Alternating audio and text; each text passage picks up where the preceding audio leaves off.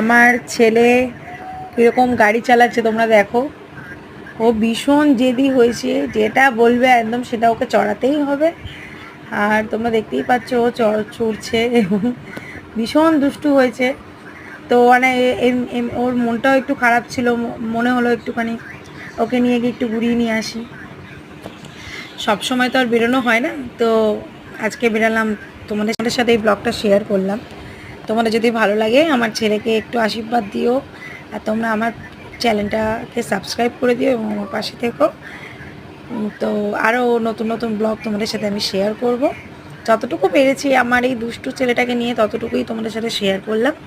আর যদি ভালো লাগে আরও নতুন নতুন ভিডিও দেখার জন্য তোমরা আমার পাশে থেকো প্লিজ।